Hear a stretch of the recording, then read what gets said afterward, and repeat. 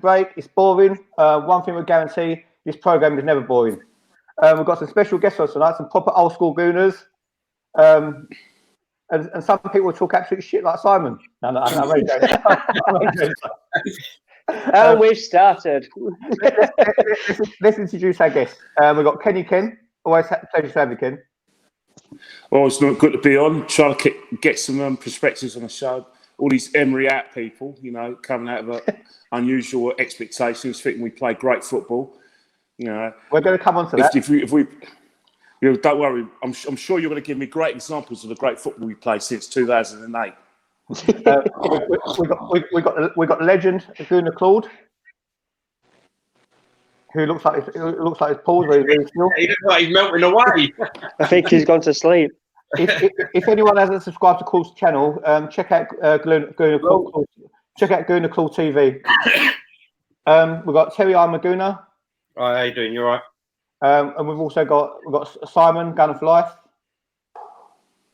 And I've got the pleasure of having Kieran with me, AFTVFC's goalkeeper, Mr. Safe Hands himself. It's not Dave Seaman, it's Kieran. Hi, Kieran. Hello, Kieran. A lot of people that would be saying differently about Safe Hands and good goalkeeper. Just to let everyone know, tomorrow, probably I think it's about 7 o'clock. Time's going to be confirmed. We're gonna have quite a few boys on from AFTVFC. We're going to find out who they are, what their football journeys have been, what they do when they're not playing football, and also where they're looking to go as well. So it'd be good to get to know Kieran and the boys tomorrow. So tune in tomorrow at 7 o'clock, and let's meet everyone from AFTVFC. Welcome to everyone in the comments as well. I think the big topic of conversation, really, to start with, Claude's got his dodgy internet again, so his losses are going to keep coming in and out. But a big topic of conversation at the moment is obviously Ralph Sanelli coming out and saying he's expected Unai Emery to get into the top 4.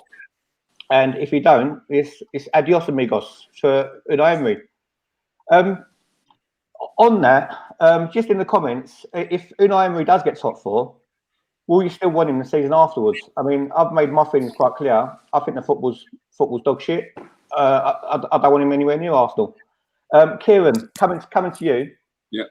When you think of Arsenal, Kieran, what sort of style of play do you like, or doesn't it matter as goalie? No. And this is the thing. Arsenal as a team for the last 20 years have been synonymous for entertaining football, expansive football, exciting football. Even when times weren't great, I know you're going to disagree, Kenny, but even when times weren't great, there was still good football. Now it seems like we're playing a system which I'm not even sure the players know what they're playing, and the actual ethos of the club seems to be going in the right direction, but the manager who's in charge seems to be playing a different style of football to what we're used to or what even is working. I think Arsene Wenger even said he said one of the expectations at Arsenal is to firstly play attractive football, above winning and above trophies. And to be honest with you, it's a spectator sport which we pay the highest season tickets in probably the world. Yeah. So I think it is expected for Arsenal to play great football. 100%. There's two people here who strongly don't agree with that. Kenny Ken being one of them is more used to the George Graham defender 1-0 lead, but Arsenal are not a George Graham team at the moment. We haven't got a team to do that. Ken, what's your take on things? Well, the thing about it, right, is that people talk about this Arsenal way. Can you show me what the Arsenal way is? The Arsenal way was only invented because Arsene Wenger inherited a great group of players. He had the French market to himself. Therefore, he was able to play the total football that he required. He had players like, the back four, and he had some strong midfielders who could protect the back four, but can auxiliate with deals like Henry and Nelka, Overmars, Bergkamp. So, yeah, in that way, he was able to create that sort of aura. But in terms of the football, there's no doubt after 2007, 2008, the football we've been playing, just make it as you go along football. In fact, the last few years of Wenger's reign, football was just first-class rubbish, really. It was that. I agree with that. That was even when we had Mesut Ozil, the so-called best 10 and best number 10 in the world, and Alexis Sanchez. It was make-believe football. And so Unai Emery isn't exactly a sorry, let me get my words out. Unai Emery hasn't inherited this great, attractive, expansive style of team because he hasn't, because it was first class rubbish anyway. But one the fact of thing the I matter will is, say- yeah, all right, Kieran. So one thing I will say is, I felt that the signing of Sanchez, of all Arsene Wenger signings later on in his career, kind of went against the grain of what we were used to buying as an Yes. Arsenal players, because he was more of that sort of, not a Galactico-esque player, but it was that kind of player. Whereas we kind of went for players that maybe they were the next one. You had the top one, and then there was the next one. He didn't know whether to take a risk on, or he went to the club and didn't quite make it. They were the players that go for. Well, Kieran, the thing is, what you just said is that basically Ozil and Sanchez killed Barcelona. Because basically Barcelona never worked at Arsenal under Wenger. It was well-intentioned, but basically the worst thing that happened at Arsenal was when Spain won those championships and Barcelona was their pomp. Because what it did is it told Arsene that you could play that way and win. But what was happening is that Spain and Barcelona not only were fantastic with the ball, off the ball they pressed and they basically got the ball back quickly so they could control the game. Arsene Wenger did all the attacking football, but in terms of the press, defending. He never did any of that. And then what's happened is that by having Ozil on the side and having Sanchez side, two players who basically one's a street footballer in my opinion, the other one's just call him what you like. That killed Barcelona, and that's when our football became shit. Yeah. Sorry to say it became shit. Ken, the only thing though, I can't say how you're going to say it was boring football when Sanchez and Ozil was dictating games and was playing some fantastic stuff at the time. When was this? When was this? Can you explain this to me? Because in 16-17, that didn't happen. We finished fifth. The football was lopsided and basically make it as go along. In 15-16, where we should have won league, it tailed off from February onwards. We finished fifth on goal. We finished fifth on goal difference. Liverpool that season. We did. What in 2017? We finished a point behind Liverpool. Yeah, we finished a point behind City. But the fact of the matter is that we got battered by West Brom when people like yourself had a meltdown. Sorry, Sonny. Sorry at you, mate. But that happened. That happens. So you can't say that was Unai Emery inherited great football. And all I'm trying to say is that the reason why the Barcelona project failed because teams like Chelsea and Man United batter us with strong midfields. Also, we kept losing players. So all I'm trying to say is that this great football and this Arsenal way, it's only come into action since Wenger came to the club. Personally, I think it's a myth, the Arsenal way. Although Terry's not going to agree with me. He's got a lot to say about that. All I was going to say is that obviously we finished fifth last year under Unai Emery. 1 minute.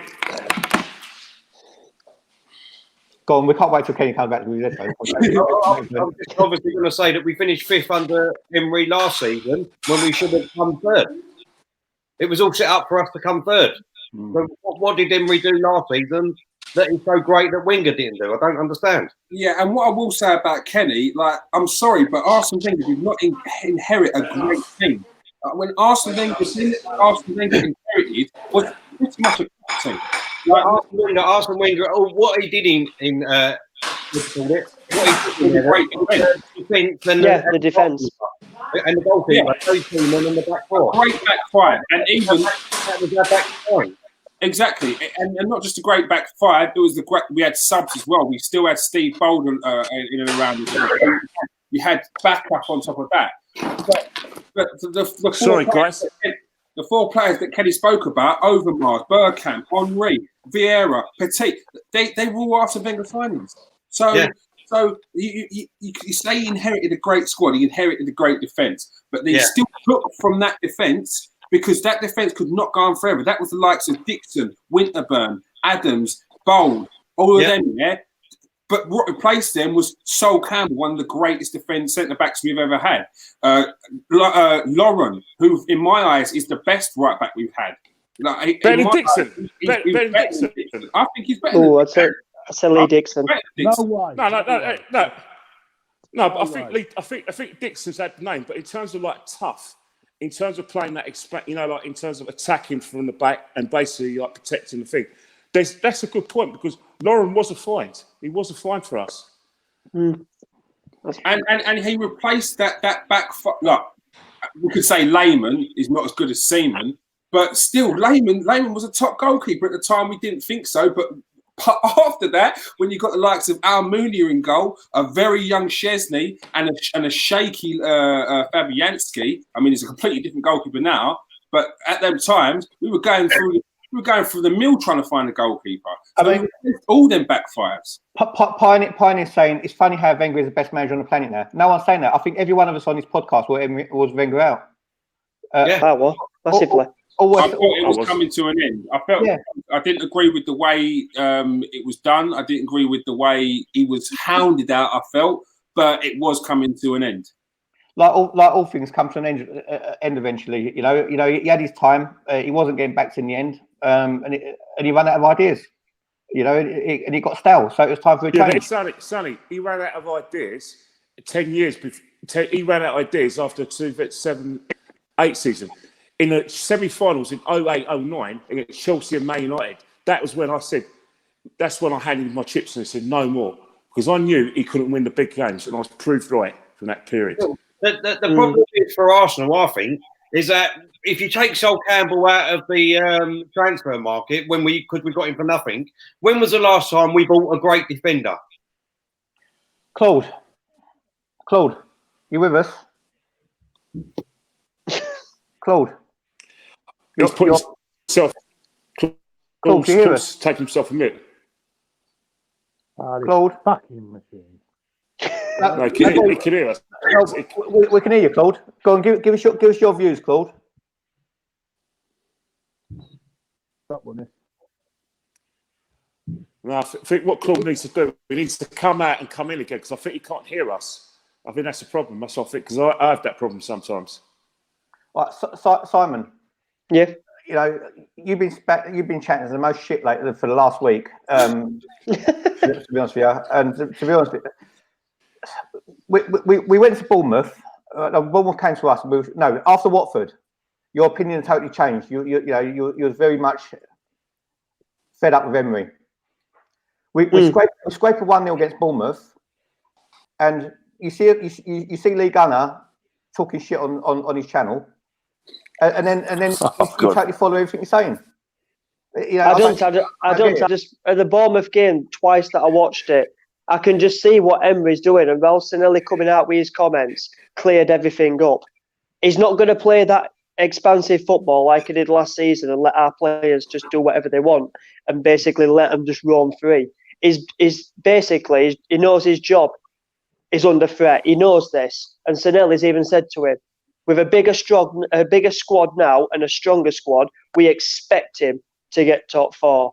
So he knows that the pressure's on, so he picks the players that he can rely on, and he also picks, it's like Solskjaer at Man United, he picks the players that he can rely on, and then basically he's not going to play that very nice, fancy football. He'll do it in the Europa, and he'll do it in the League Cup, because the teams that don't come anywhere near us, our kids blitzed him away, and that was showed on TV.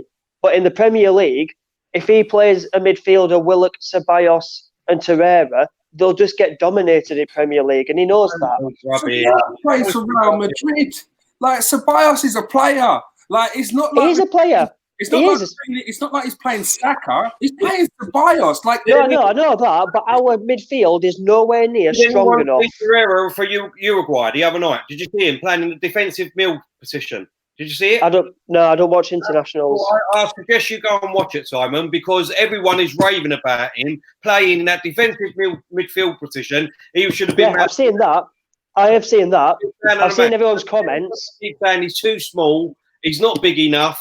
He's not the right player to be in that position. He's talking out their arse and don't know about football. That's what I mean. That's what I mean. But it's also what he's done with Ozil. I think he's starting to do with Torreira as well. We're coming on to that in a second. Let's while Claude's got some internet, let's go to Claude for his views a minute while we got him. Claude. Hello, can you hear me, boys? Yeah, we can. Yeah. Sorry about that. I think I've got such a shit connection. No, you're right. You're right. Go on. What's your take on our style of play and everything else at the moment? What are we on about, Emery? We're talking about Emery and style of play, yeah. Well, I think the biggest problem is getting our midfield sorted out. I mean, it keeps changing it around and not getting the right combination in midfield. And the problem here is that we're playing Torreira, who's a number 6. He's not playing in a number 6 role. You've got play completely out of position just to suit Granit Xhaka, the captain. Doesn't play. I think if you play Torreira and Xhaka, and probably Ceballos or Will, a better combination. But then you have to leave Guendouzi out. So I think he's just pleasing players, as you say, to keep the players that work. He thinks are working harder in training. He's just putting them out on the pitch, but it's not the right combination at the moment on the pitch. So I think it's a bit of a mess. I don't know. I mean, do you know what? I think our fan base has totally lost the plot. I mean, Chris, as Eddie, but you're right. I've read your other bits as well. Obviously, the owners are the problem, but the thing is, you're saying we've moved to a new stadium to accommodate loads of glory hunters. Isn't football about glory? Yeah, but we have to win to be glory hunters. But it's the balance. You've got to get the balance right. It's not getting individual performances right. It's getting the balance of the midfield right. And Claude, can I just ask you one question? I want to ask all the paddock plus. It's affecting us going forward and affecting us at the back. We got away with it against Bournemouth, but we're not going to. And when have you ever heard us not scoring more than 2 goals past Bournemouth? We're in third place. We're in third place in the league because at this present moment, there's only one team. What the other Man City are in and out, a bit inconsistent, getting some dodgy results. But the rest of the league are absolutely moment. Third place is a fourth position. It's such a fourth position at the moment. Third place. But Sonny, we're not a good team, though. We're not a good team because of Emery. We've already discussed this. No, we've got no good team. We're not a good team, because of the players we have. Like, for instance, you've gone on about Torreira. No, you've gone on about Torreira, right? About this great DM. Yeah.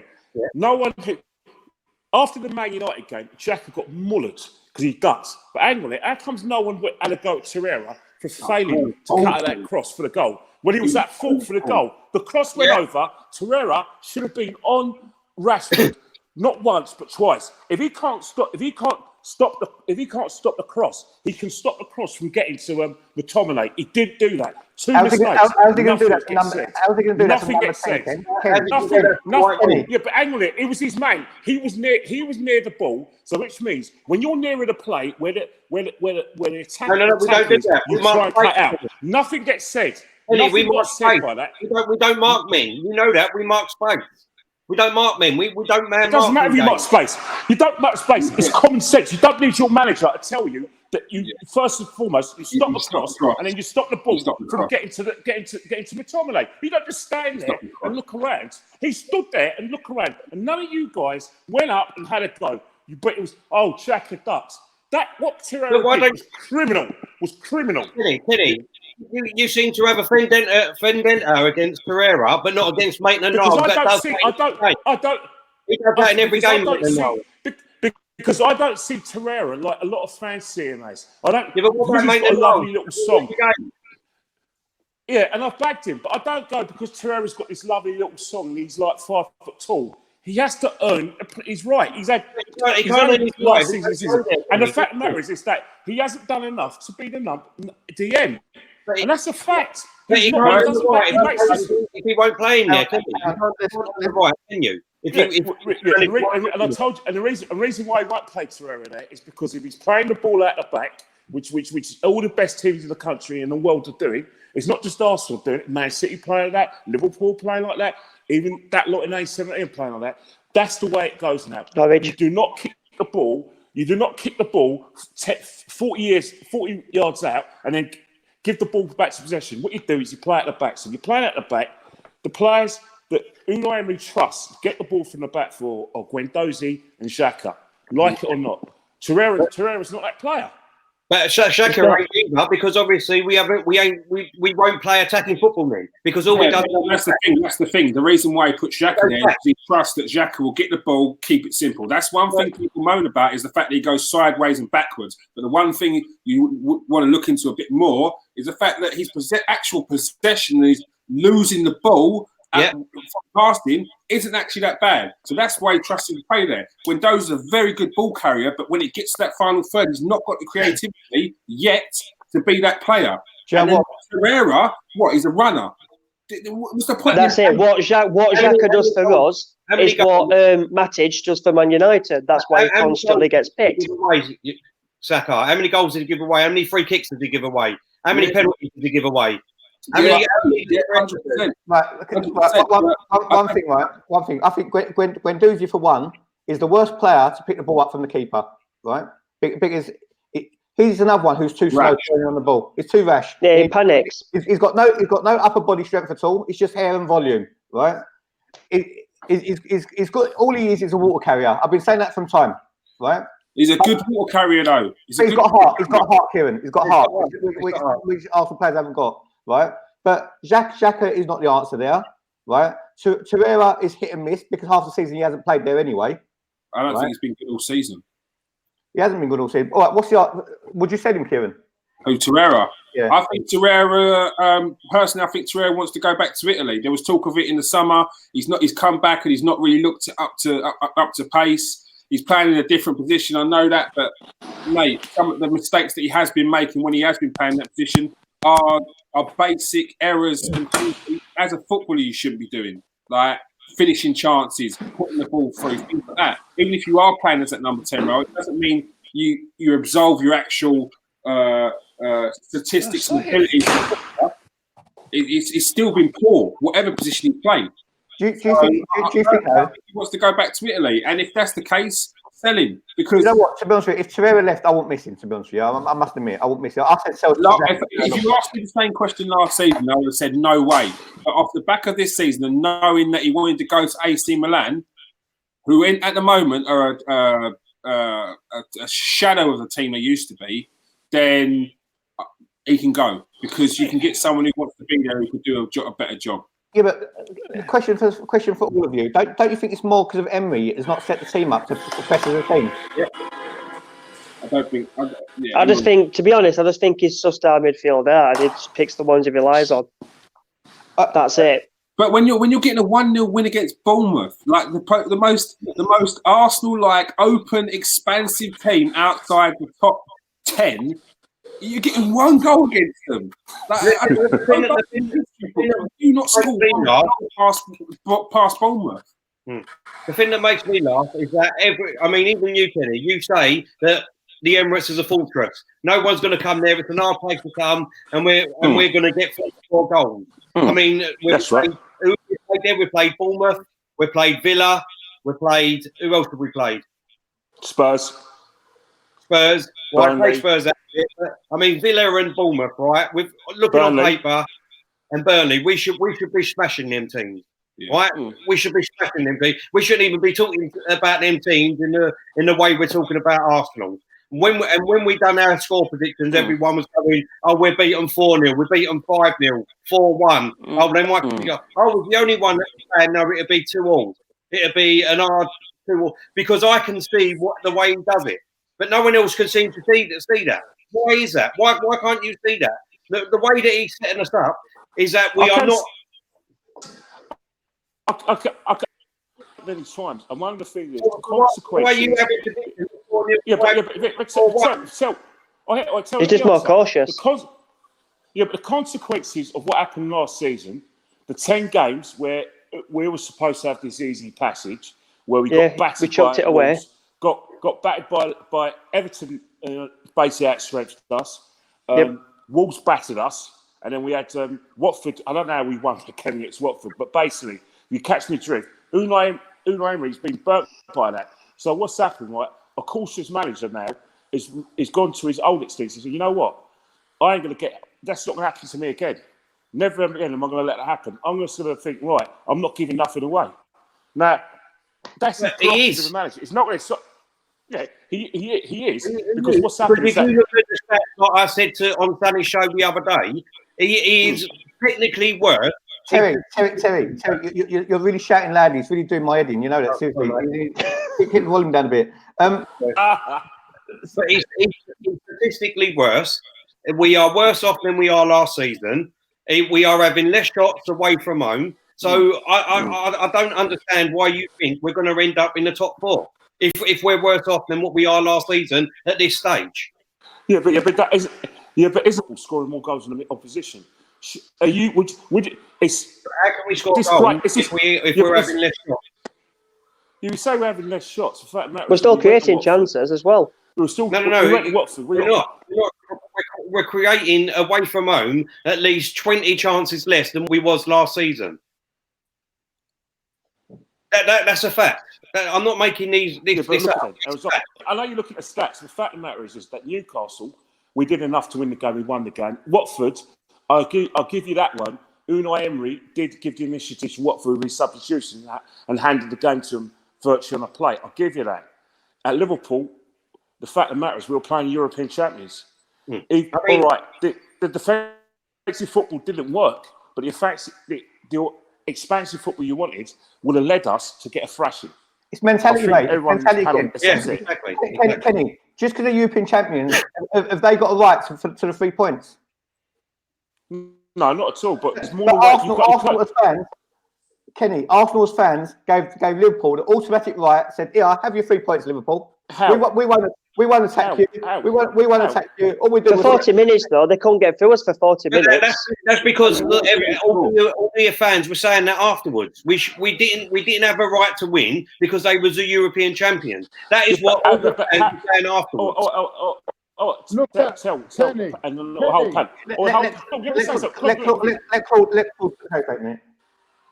Kenny, listen. Look how Leicester. I mean, they lost in the end, but look how they played against Liverpool. No fear. There's no fear in their game. There's no fear. They've also got a better midfield and better defence. Arsenal. They have. Leicester's got a better defence than us. All right, guys. All I'm trying to say. Then Luis, Socrates, Nathan Niles, or whatever his name is, and Socrates, of course they have. Sorry, last season everyone was raving about Socrates like he was the new John Terry. Like raving about it. Yeah, because we had to deal with Mustafi. He turned out how I thought he would be, a bit clumsy, a bit like a third choice. As I made my point before, the biggest problem with this coach at the moment, he don't know what combination to put in the midfield, the right combination. That's his biggest problem. It is. I'll tell you another thing, Kenny. He does. Claude, he does. His combination, his first choice, doesn't involve Torreira. His first choice is Guendouzi, Xhaka is captain, and Ceballos. That's his first choice. He's already. It's not what we want, but that's how he's decided. But how many times we play Guendouzi, Xhaka, and Ceballos? At the end of the day, Xhaka is not a holding midfielder, is he? No. But he's not playing in that. He's not playing him in the whole deep. He's playing him in a deep. He's trying to play him as a deep line creator. He was bought for by Dortmund. Who's holding it? Who's holding midfield then? The thing about holding midfield situation is he's overrated. I'll tell you. Let me ask. Please, not everyone speak at once. Let everyone speak individually, please. All right. The DM position is the most overrated position ever. The fact of the matter is that you don't need to be a specialised position. You don't have the ball. You protect your back four. It's simple. Your back four would then tell you that man is your man and that your man is. And you basically say, right, I don't want no cross. I don't want anyone running through you to get to me. And I don't want anyone getting those crosses in. So it's self-explanatory that you double up when the cross is going. That's you're not answering his question. The position's overrated. Right. You're not asking his question. What he said was, who's told him to play that way? Yeah, but who's doing it? Who's doing that job? Who's told Saka to play that way? That's what I'm trying to tell you guys. Is that the fact of the matter is that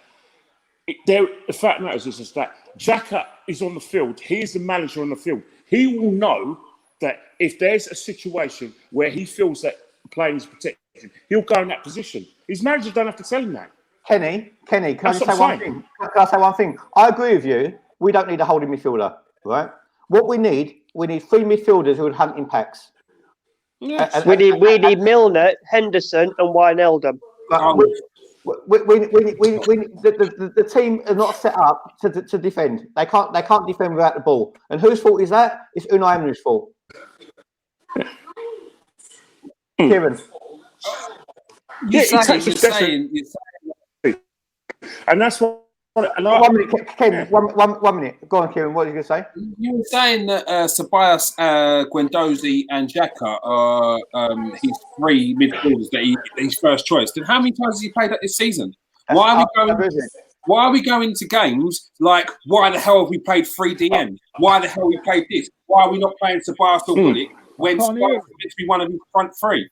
That's the reason why, for me, that's part of the reason why Ceballos is thinking about going back to Real Madrid. Because he's like, fuck sitting on the fucking bench at Arsenal. I could be sitting on the bench at fucking Real Madrid.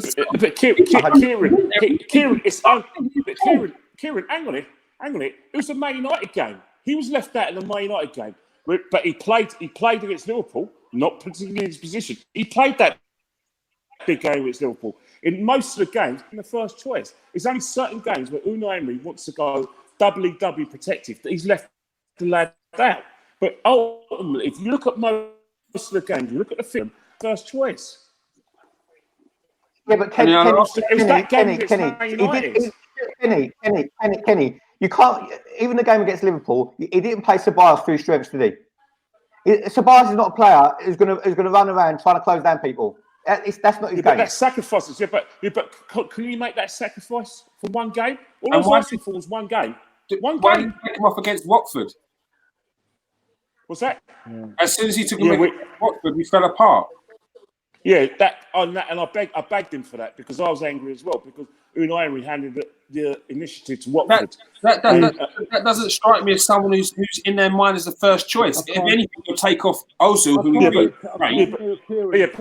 But what happened before Unai Emery? Kenny Stroh's done. Sorry. Ken. I couldn't I'm back. Let someone else speak a minute, Ken. The thing is, I mean, let's get it straight, right? Unai Emery so far has killed Torreira. He's killed Ozil. He's now killing Ceballos as well. And Pepe. And he's killed Pepe. He's killed 4 players. Ozil killed himself. How? No, he didn't. I think Pepe has been harshly criticised because of his price tag. Like, I can we hardly don't understand. Pepe is not a £70 million player. We bought him because the markets are fucking fucked right now, and they have been for the last 3 or 4 years. So that's the going rate for a first team player that you're playing now. In normal rate, you're paying about 30 to 40 million for a Pepe. He's going to take time. He's going to. We just got to fucking block out all these other idiots on the outside, Man United fans, Liverpool fans, Chelsea fans, that want to dig at the fact that Pepe ain't hit the ground running after 6 games. They need to calm the fuck down. Do you know what I mean? Can I just ask you a question there? Sorry.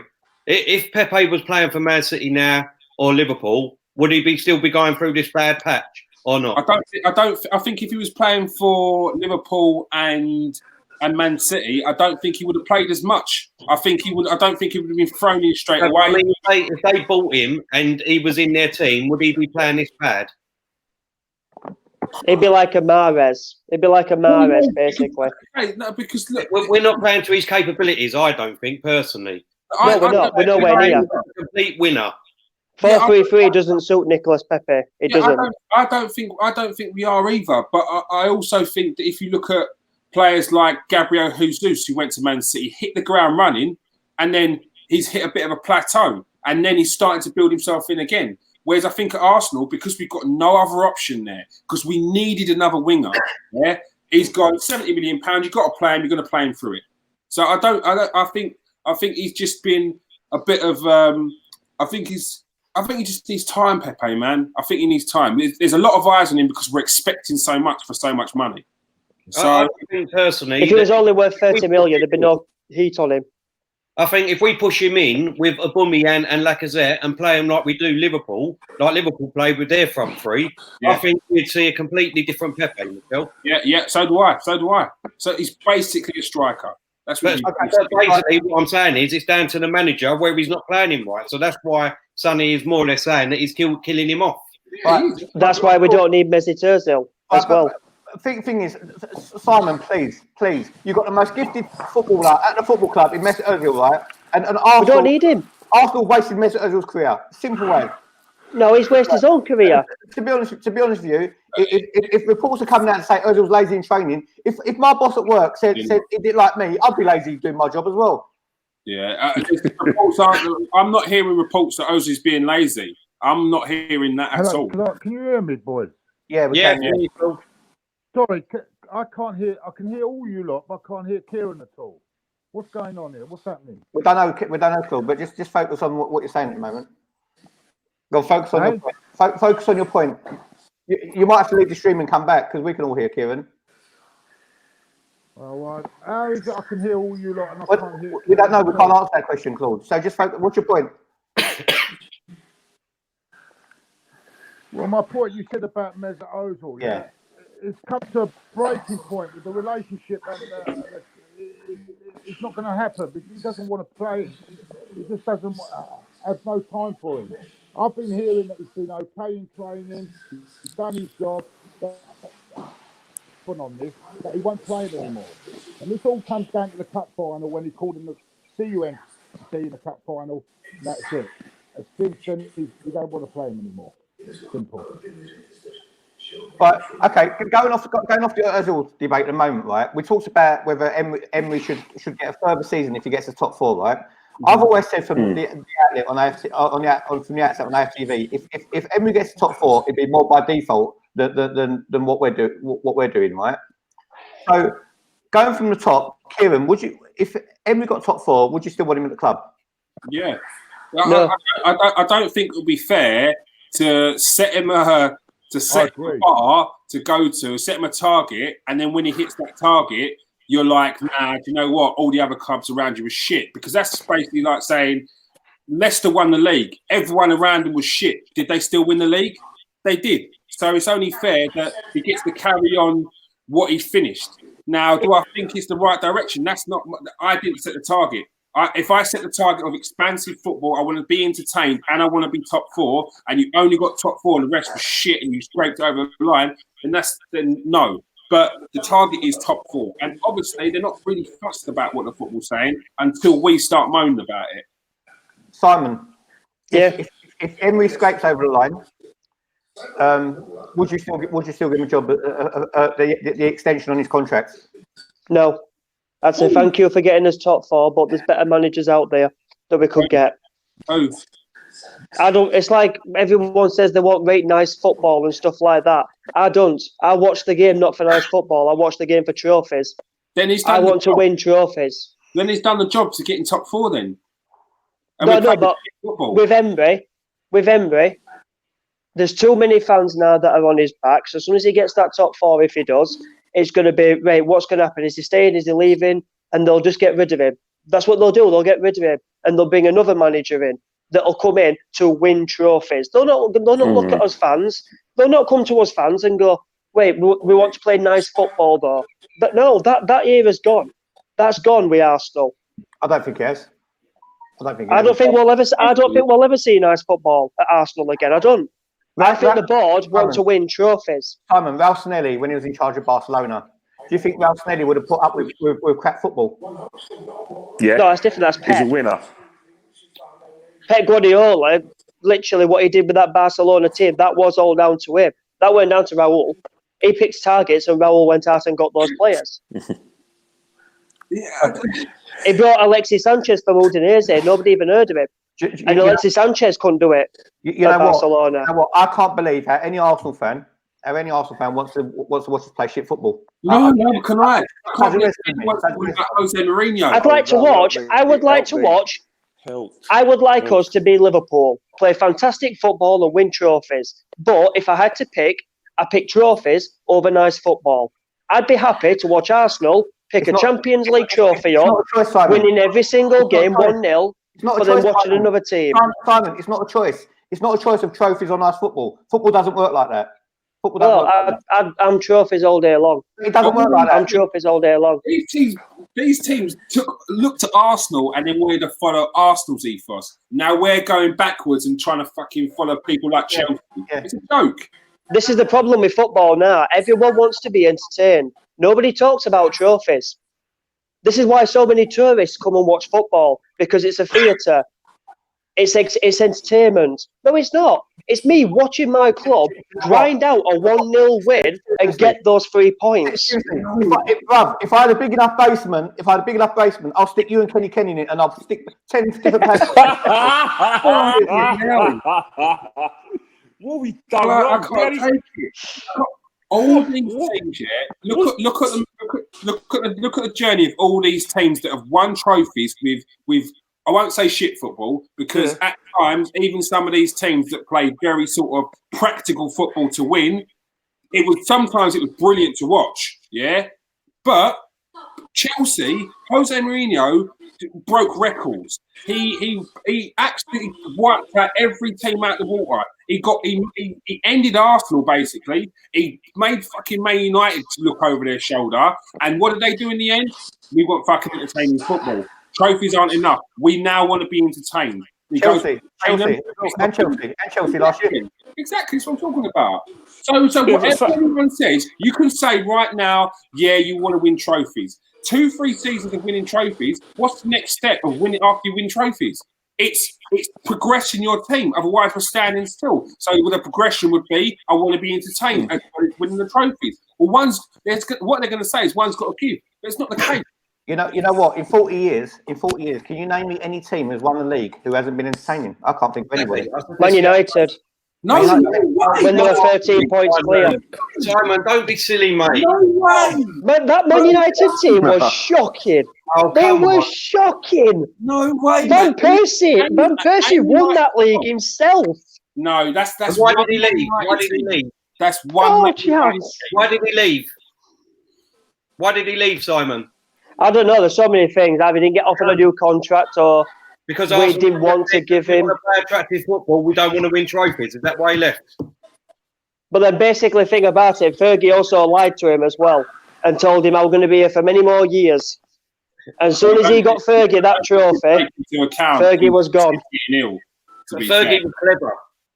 Fergie Okay. never did anything good though for Man United. He did good for himself. All right, just a quick change of topic. Right? Okay, so- Right. Just No, you can't say that. I can say that. I can say that because he did. He did. All right, Kieran, can I ask you one Fergie did what was good for him. He wanted to Kieran. knock Liverpool off their perch. Not Manchester United Oh. wanted to knock them off. For who? For not Alex Ferguson FC, for Man United. For Man, I'm sorry. Never did anything good for Man United. He did stuff good for himself. If he was Sorry, our yeah. manager, Man we would have United. loved him. No, you turn They around. sold Cristiano Ronaldo and got in Valencia and Michael Owen. Simon, if Alex don't wanna Ferguson was leave. our manager, you would have loved him. You what? If Alex Ferguson was our manager for all them years and we won the league title, you would have loved him. Oh yeah, of course I would have. Exactly. Of course I would have. Simon, back in the day, Even as a counter-attacking team, because they weren't really a counter-attacking team, it's just because their counter-attacks were so fucking awesome, yeah? We used to watch that. I used to hate watching Man United. When Man United used to counter-attack, I was there at Champions League when Ronaldo counter-attacked us and scored. pace and scored every time. Sorry, can I say no? It's in Amsterdam or what? He looks like he's money there. Don't worry about that. Listen. Simon, back in the day. Liverpool was not entertaining. What did he say? No. Back in the day when Man United sold Ronaldo, right? No one said that. Back in the day when Man United sold Ronaldo, there wasn't such thing as a player for the Premiership going for £80 million. That's why they sold Ronaldo. It was £80 million, and they still won the league. Yeah, exactly. You But say it's also the same as Wayne Rooney saying that I'm going to go to Man City, and then Fergie knew at the point I could leave. I could not let Rooney go. He kept Rooney and overplayed him beyond his own will for himself, for his own sake. Listen, this is not the Man United channel. I could not give a fuck about fucking Man United. What is up with you and fucking Man United, for fuck's sake, Simon? Get a fucking shit, man. Go fuck off and support Man United, for fuck's sake. Fuck me. Fucking hell. This is a fucking Arsenal channel. I could not give a fuck about Man United. Yeah. Fucking hell, man. You're going to go to talk about Man United. Go fuck off and talk about Man United somewhere else. Fucking hell. Right, let's get back to Arsenal, yeah? Fuck United. Right. Pierre-Emerick Aubameyang, right? Is he worth £350,000 a week? Reports are saying that he's holding that for $350 a week, right? Personally speaking, I won't pay $350 for Aubameyang. I don't think it's worth it. Okay. Let's just say, you're not going to pay $350 for Aubameyang. Come on, yeah. So you sell Aubameyang for what? How old is he? He's 30 now, isn't he? Probably 31. He'll be 31, won't he? 31. So you're going to get maximum 30 million for him, yeah? So then you've got to replace Aubameyang. So you're replacing Aubameyang with another player. Let's say we get a player for 50 million. He's now got to hit the ground running on $100,000 a week. Like, for the sake of £50 million that you've got to spend on this new transfer to get in to replace Aubameyang, you might as well give a new contract. An extra $100,000 a week. There's no point. You know what you've got there. So I'll just give him Ozil's contract. That's what I'd do. I'd just give him Ozil's contract. That's what I would do. He's earned it. Aubameyang's earned it. I feel like sometimes we're too wrapped up in contracts and numbers that aren't really that important to us. Like, give Aubameyang the money. If we're going to it's not to do with me, is it? It's not my money. Give Aubameyang the money. It's not like we ain't got money to spend. Me personally, I would hold in the back pocket. Yeah, me personally, I would give him the money. For the simple fact is, just going on this season, like I've said before, if it weren't for him with his goals and the points he saved us, we'd be third from bottom on 3 points. Yeah, we would. Cool. So he's worth every penny as far as I'm concerned. And Emery should be fucking giving him whatever he wants because he's keeping him single-handedly in the job, in my eyes. Claude, are you with us or not? He's gone again. Claude, are you with us? Nope. I just removed him from the stream. He's sleeping. He don't want to talk. So, Kenny, would you keep Aubameyang or not? At $350 a week. Who's got to tell you on? Not me. I mean, this time it's not me. Good question. This good question. The fact matters is that Who's got to tell you on? Who's got to tell you on in the background? It's me. Sorry about that. Good question. You know what? That's a difficult question because last season I would have thought, let's cash in, let's build a side around him. However, now I'm looking at a sort of lack of top strikers to replace him. I'm thinking, you know what? I'm going to have to. But then again, can we afford to keep both him and Lacazette? That's my answer. I feel for Lacazette. I feel for him because he's not getting game time. When you do bring him in, is he going to be as fresh as what that kind of striker needs? He's a goal scorer, and we've made him run around, go against the grain on the kind of striker that he is, and he's not getting game time. He's not getting minutes. So if you are going to sacrifice one, you'd probably say it would be Lacazette. But who are you going to get him to replace him? That's the only thing. Who's coming to Arsenal of a calibre of Lacazette or Aubameyang in the position? That's it. I won't play Lacazette against Sheffield United, me, just how they play. Look how they kicked Liverpool's midfield and strike force to pieces. I don't want Lacazette to get another injury and a setback. Claude, are you with us? Yeah. Would you keep Aubameyang for another 2 years at $350 a week, or are we going to have another Ozil situation? Sorry, go again? Would you keep Aubameyang for $350 a week, or would we have another Ozil situation with Aubameyang? Oh, a hard one. I mean, we won't. I don't think he's going to get that much money, do you? Yeah, I don't think we're going to fall for that again, do you? No. It looks like they are. If he's 30 years, I'd say I can't. You can't be giving him that money, 350 grand a week, because I don't think how it'd be an old is he Ozil now? 30? situation. Is he 30 now? Yeah. Yeah. So you're giving a 30-year-old 350 grand a week, and then what happens in about a year's time when he dries up, and then no. I'm sorry, I wouldn't. I think that's that's too much. Yeah, too much money.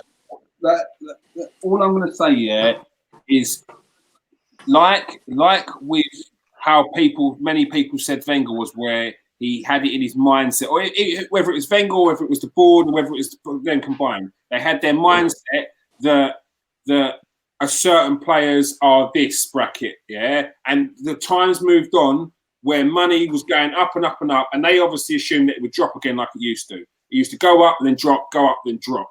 It's not dropping anymore, and the wages, they ain't going to drop no more either. So you think 350 grand a week now is a lot, but in 2 years' time, 350 grand a week is going to be what your squad players are getting, what your top mate, a bit more of your squad, but your top of your first team, not your world class players. Your top of your first team Premier League players are going to be on 200 to 300 grand. On one condition, though, Kieran. On one condition. That's only if they get Champions League football. Yeah, true. Can I turn that question? Sorry. Can I just come back on this? Go on. Hello? Can I come back on this? Yeah, go on. The only thing I will say with Aubameyang, right, is we rely too much on his goals, and what happens when we're doing that is the goals are not coming from other areas of the pitch. Yep. It's like when we had Ian Wright. When we had Ian Wright, we became a cup side, right? Because what we were doing, we were just all relying on getting it to Aubameyang, and other players were not contributing. And I think that's the only danger I can see with this. But what does that boil down to? That, for me, that's not Aubameyang. That's the manager, because he's set his stall out by your strikers score goals, your midfielders win the ball, your defenders are meant to defend. At the moment, it's 3 separate teams, which we can't play like that. You can't. It has to be a unit, which is why Liverpool works. One minute. Arsenal realist is because I can't get a word in edgeways. That's why. Arsenal realist. If you haven't subscribed to his channel, go and subscribe to his channel, the Arsenal realist. Go on, Claude. Can I turn the question on its head here? Hang on. Let Claude next one. Is that my mate with the mop on? Is it my mate with the mop? No, listen. Actually, sometimes he does talk sense. Actually, he does talk. But listen, let's leave it to Arsenal, not Man U, not Arsenal. Really, let's leave it to Arsenal. Yeah. Let's leave Can I it to turn Arsenal. the question on its head? If you was was Aubameyang, can I finish it, please? Can I finish? If it's Arsenal related, yeah. 5 minutes on here. If it's Arsenal related, can you let me speak? if it's Arsenal related, yeah. Can you let me speak? If it's Arsenal related, yeah. Go on. Yeah.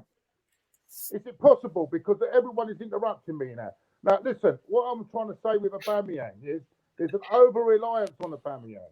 And other players are not, it's all about getting it, Aubameyang. But what you've got to realise, right, he has scored about 8 of our 13 goals this season, right? And he's not going to score more than 30 goals at maximum. So where's all these other goals coming from? This is the problem. We're not going to score enough goals. yeah. So what we've got to do, we've got to do things differently. I don't think Aubameyang. We've got someone like Martinelli, right?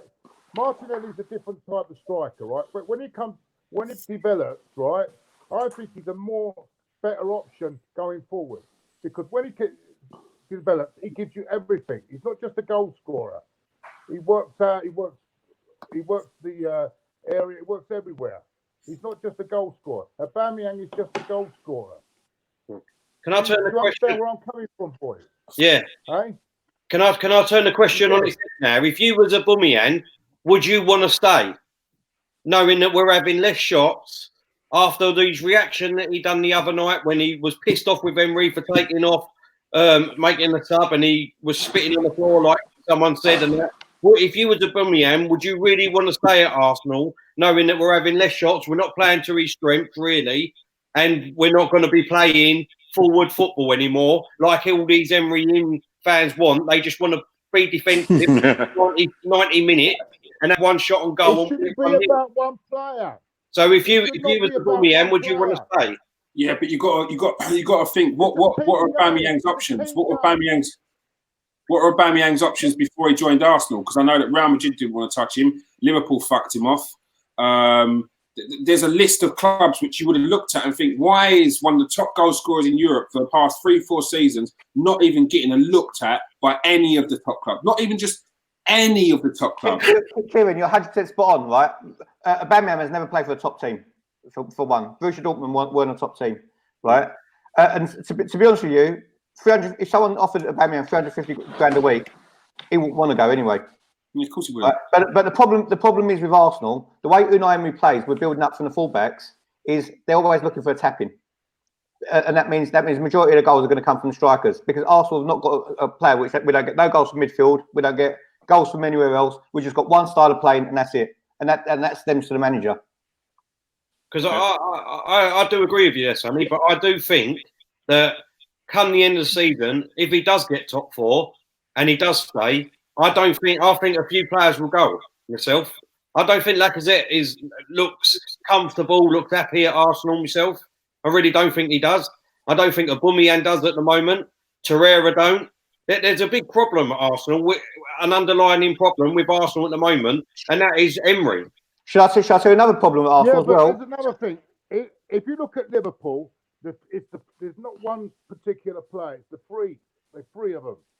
No one's more special than anyone else. They divide it up between the three. Yep. What we're doing is we're playing for one player only. Yep. No. And we haven't got either side of them. There's no player that can score us goals.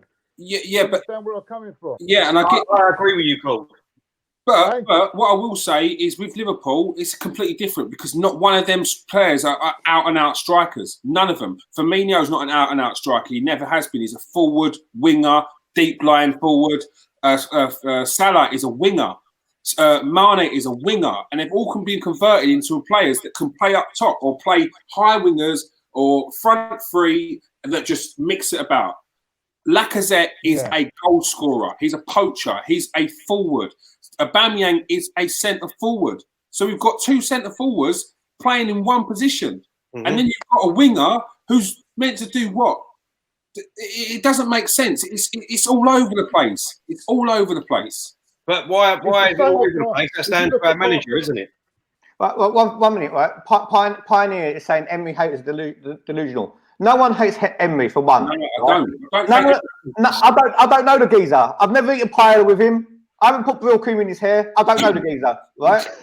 We're talking about his style of football. It could be Emery, it could be Guardiola, it could be Klopp, it could be anybody. And it is that I will make that clear. Yeah, I've never even because I did some rant a long time ago. It was a harsh 20-minute rant. Yeah, but my problem was never with Unai Emery as an actual manager. I've never said he's a shit manager or anything like that. All I've said is he's not the kind of manager I want at Arsenal.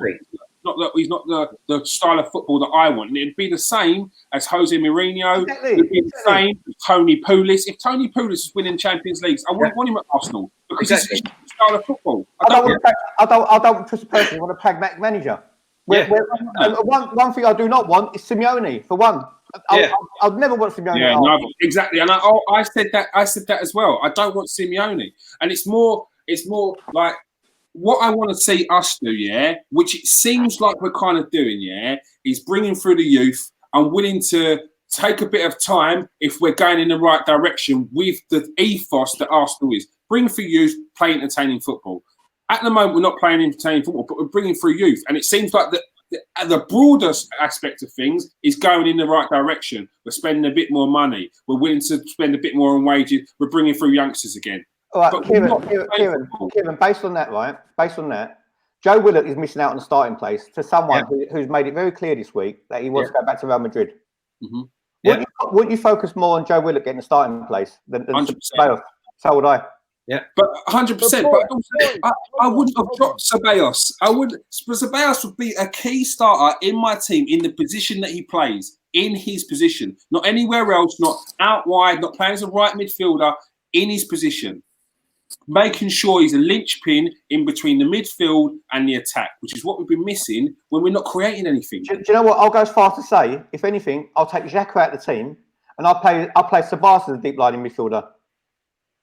You know, He's trying to make Xhaka into Michael Carrick, someone who sits deep, gets the ball, sprays balls left, right, and centre.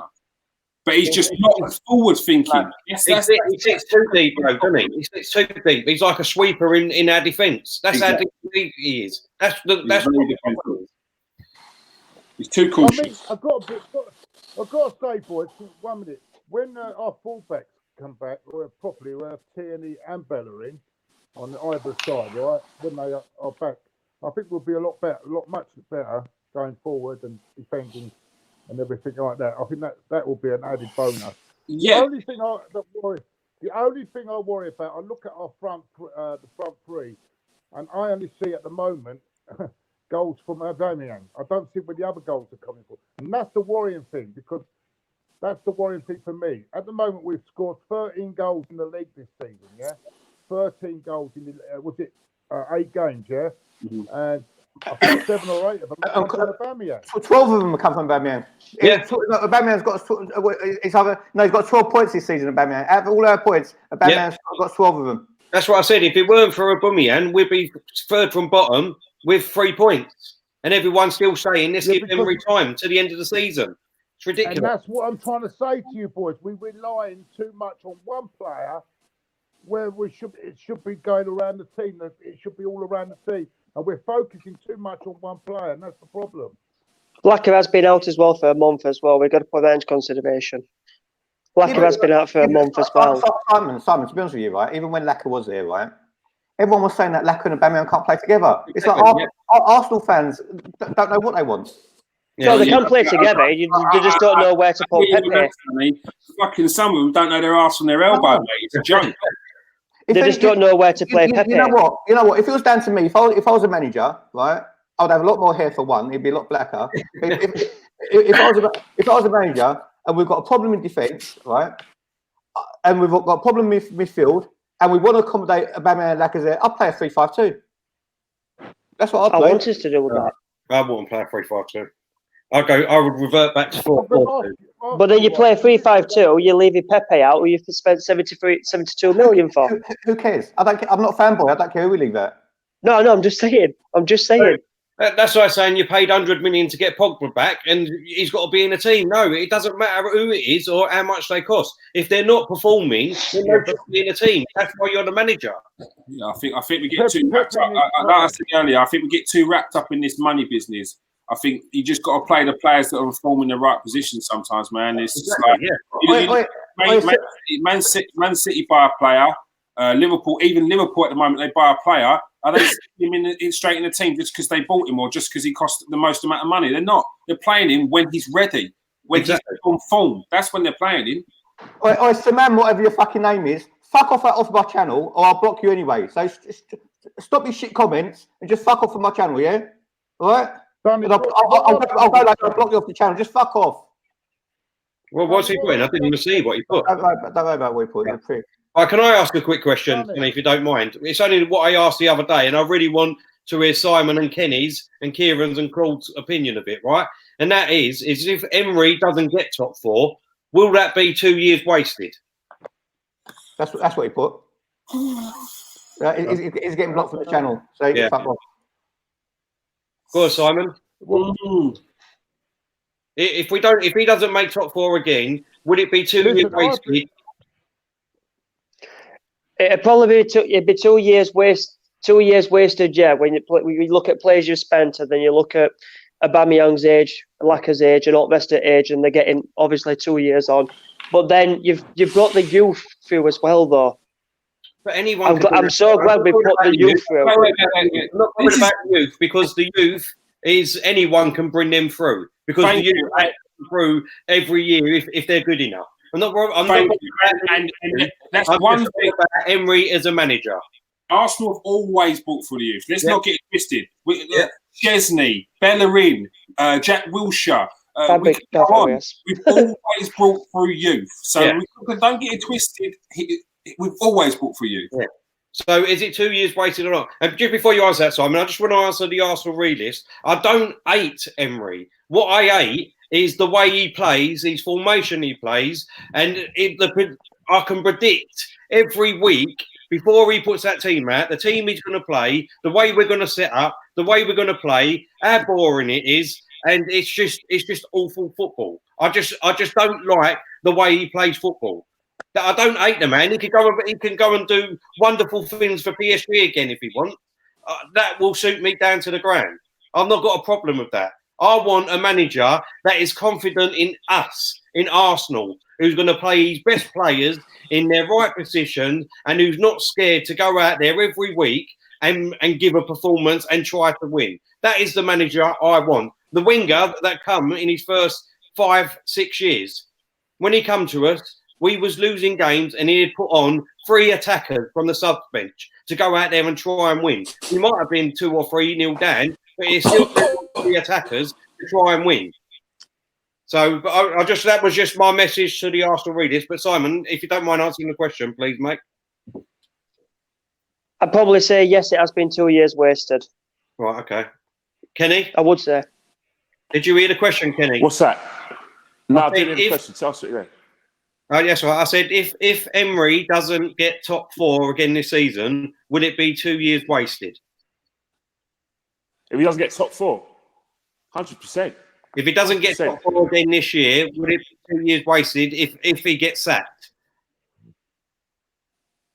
Look, answer your question 100%. The fact of the matter is that, as a lot of you alluded, Unai Emery is not guaranteed a job if we get top 4 anyway, because my take on that is the board have got to, because the question the first thing the board have got to do is that they got to look at this question. If they back Unai Emery, they've got to give him money and good players to have. If they're not going to back him, then they've got to shake his hand. We've got to go in another direction. So the direction the board need to look at of if we get top 4 is, do we want to win trophies again? Do we want to win the league or challenge in Europe? If that's what they want to do, then they're going to have to make a decision on Unai Emery because he's only got a 2-year deal. And then what they're going to have to do is they're going to have to say, if they don't want Unai Emery, then as cruel as it sounds, they should be looking at a new boss now. And then they need to be telling that new boss what their ambitions is. Let's drop you Unai Sorry, Emery conversation, right? Sorry, football's a bastard world. Let's drop you Unai conversation, right? I'm going on Kenny, no, please. Look, no, it's gone. That subject's gone. What we're going to do? He's asking all of us. No, I'm not talking about Emery no more, Claude, please. It's my channel. Can I dictate what we're going to do on it, please? Right, please. But you keep interrupting people. What's the point then? We'll go off then. Right. We're doing player ratings. I'm not talking about Emery all night. All right?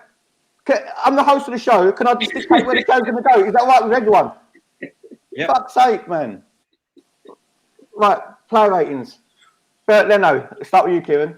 But What's the season, Sonny, or the last game? No, season. Up to date. Oh, up to date. I'd say Bert Leno's done really well. Not an easy position to play in, especially with the defence we have. I'd give him I want to give him an 8, but I think 8's too high. So I'm going to give him a 7. But I think it's not to take anything away from him. I just think there's certain aspects of his game he still needs to work on, but he's getting there and he's doing very well. So I'm going to give him a 7. Might seem a bit low, but I want to give him an 8, but it's a 7. Everyone in the comments, put your predictions in, put your your results in as well on the player ratings. Simon, Bert Leno. 9. 9, even though he messed up against Tottenham. No, that's what I mean. I were going to say 10 because the saves that he's pulled off. And a 10, he's got to be like Spider-Man by what are you talking about? Just saying, the saves that he's pulled off, literally, and the amount of goals we could have conceded down to that shoddy defence that we started the season with, basically. But I'll say a 9. All right, Kenny, are you with us? I think Kenny's paused. Claude, what would you give Leno? 7. 7. 7. He's not done too bad. He's just done an efficient job. That's all I'll say. Terry? Yeah, I'd give him a 7-all, and hopefully that would go up with Holding and Chambers, and hopefully Bellerin and Tierney as sitting in front of him. But I think he's done a good job, apart from Tottenham game, obviously. I'll give Leno a 7 as well. I think he's done what he's needed to do. He hasn't been brilliant, but I think he's been all right. I'll give him a 7. Emi Martinez, Kieran. I mean, we've only seen him a few games. We've seen him in the cup games. He's a good keeper. I think with him, it will be a matter of more game time, because it's very hard as a second goalkeeper to come in and out. There's no real freshness. So I'll give Emi Martinez a 6.5, 6. As a goalie, would you, if Leno got injured, would you be happy with Martinez? Yeah, I think he's a really good second goalkeeper. It's very hard to find a goalkeeper of caliber that's willing to sit on the bench or even challenge, knowing full well that that player's the predecessor in front of you is going to be the number one. I think James is making a good point. At the last European game, he did flap at a lot of crosses. He did. But I also feel that boils down to the fact he's not getting loads of game time. He's not consistent game time. He's probably defence from one game that he did play into another changes as well. And the cohesion that you need as a goalkeeper, you could be a great goalkeeper, but if you do not know your defence, the way they play, the way they speak, their everything, then there's going to be mistakes. So. Yeah, and I think that was the game where I saw him was flapping, so that's why I've given him a 6. Simon, what would you give him? Standard 5. Not really seeing much of him, to be honest. Kenny?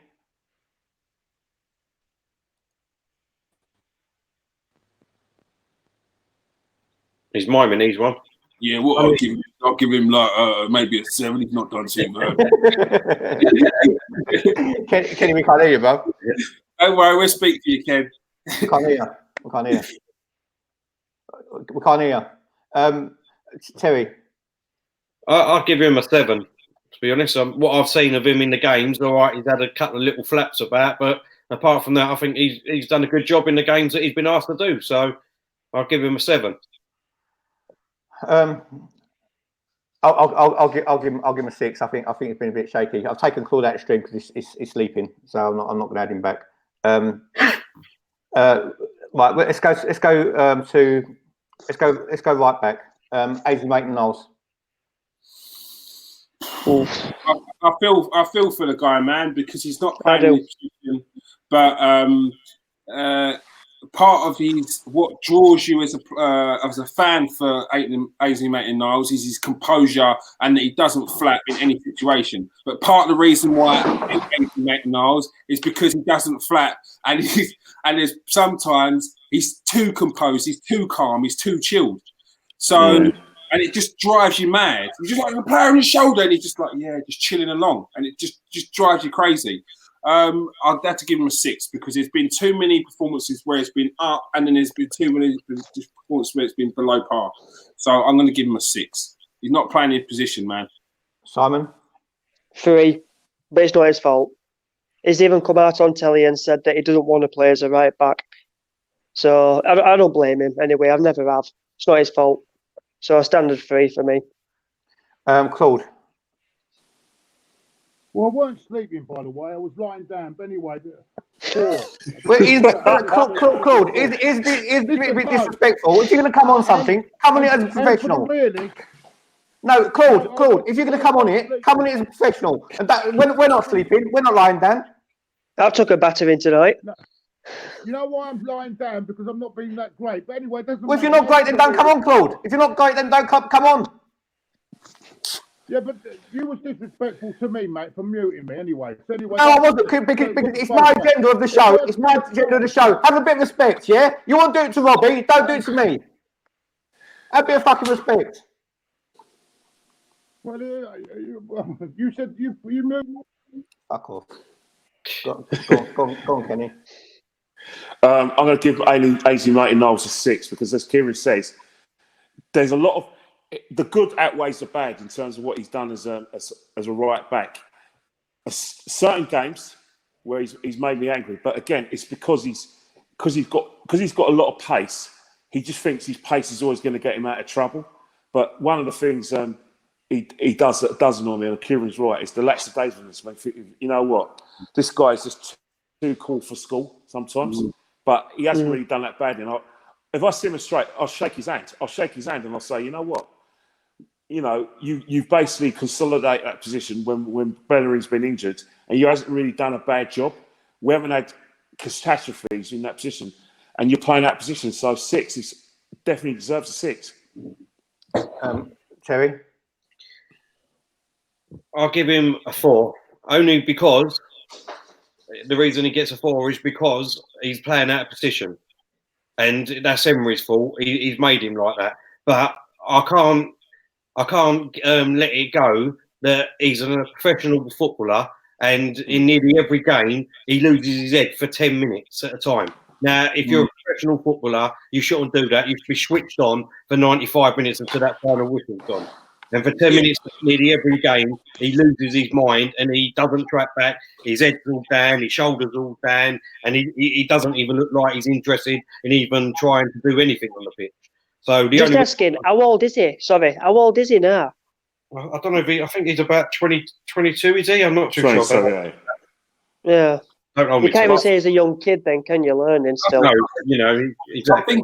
I think a part of that is down to his defensive discipline, which is probably the reason why he's not getting into position right.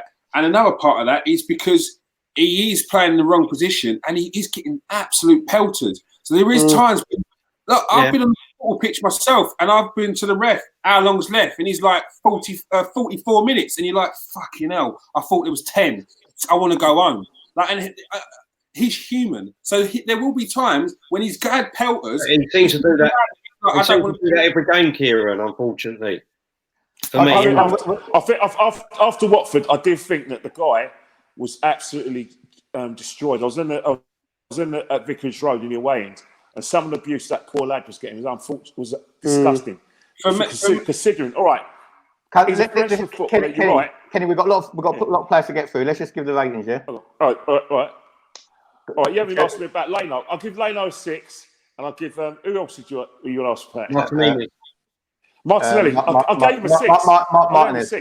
Martinez 6. All right, so I'm back in the fold.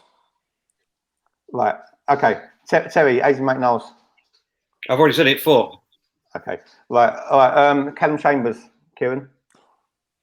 I'm a fan of Callum Chambers. It's another one I felt that was judged harshly when he first came in because as a centre-back, young centre-back, was he 19 when he came in?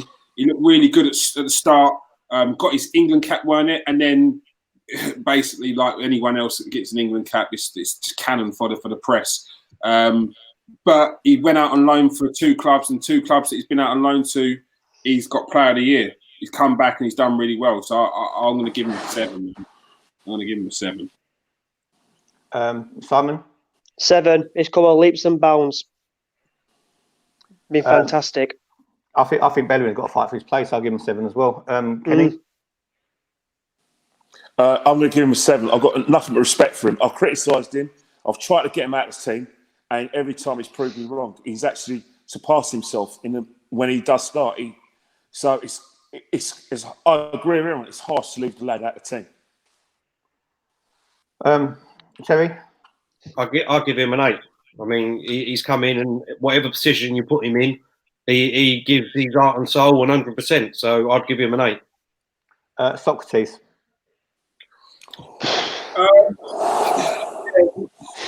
When he bought it, I thought I was a bit umming and ahhing about him.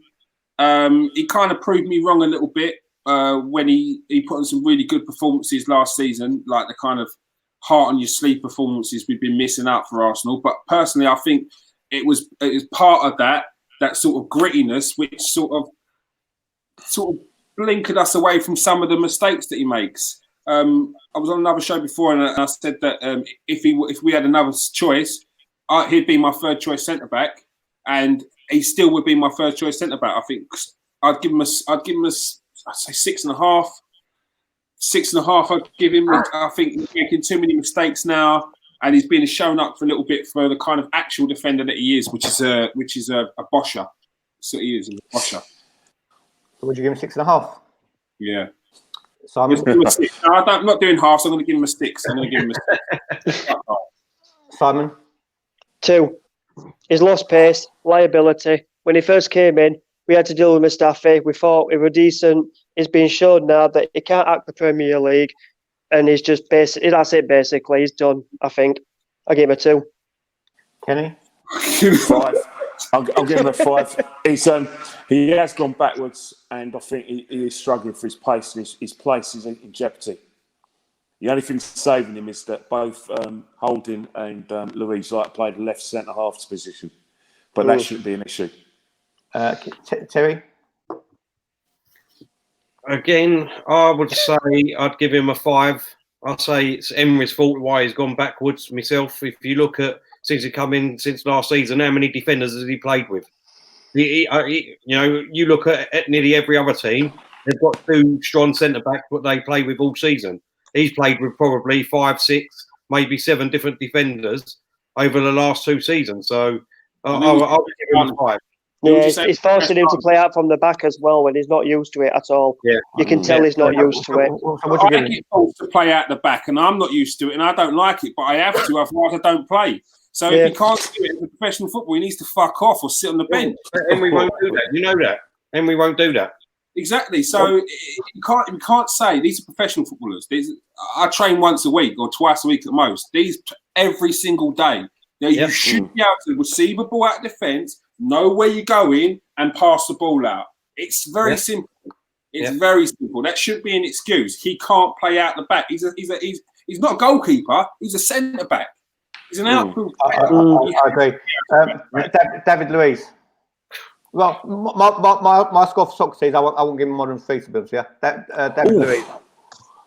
Socrates, Luiz. I'm going to give him a 6. There's not been too much to see of him this season. It's been a bit calamity. I've even pushed down to a 5, maybe 5.5, but I'm doing half, so I'm going to give him a 6 because he scored the other day. Simon? 6. Kenny?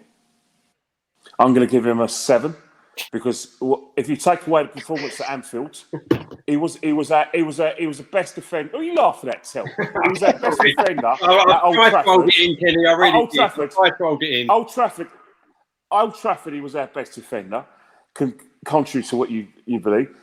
Bournemouth, like I said, he is getting a lot better, and like I said, he is showing a little bit of leadership. And guess what? He can play the ball out the back as well. So that is an attribute. Sorry, Tel. 7 for me. Terry? I'm going to go with the Arsenal realist. Probably the only time we agree with each other too.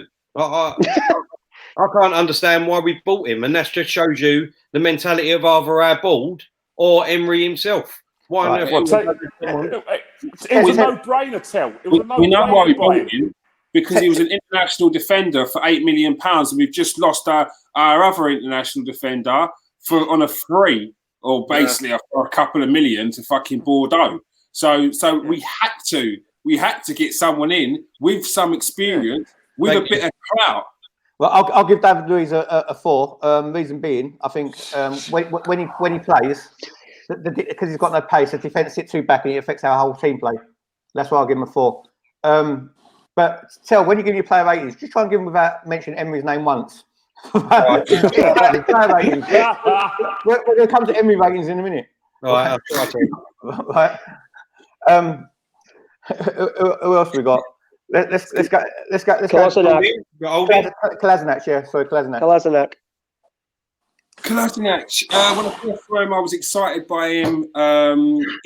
He's one of them annoying players that can literally only play really well in a position which actually you have to change your team for. Like he can only only play well in a left wing back position. He's not a left back. He ain't a left winger.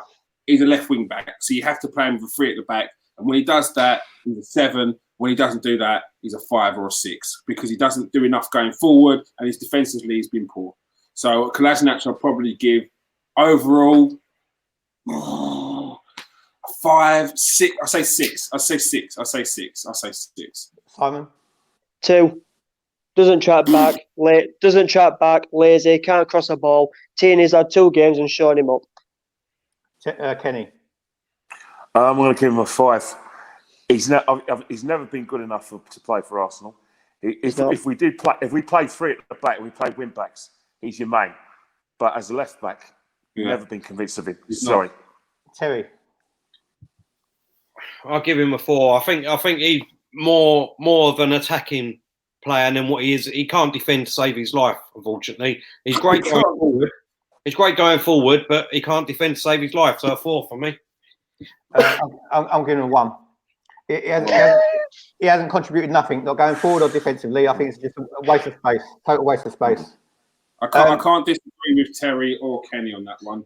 5, 6 for me. So yeah, I'll back you on that. Let's go into the midfield. What about Holding, Sonny? He ain't played enough games. I'm not rating him.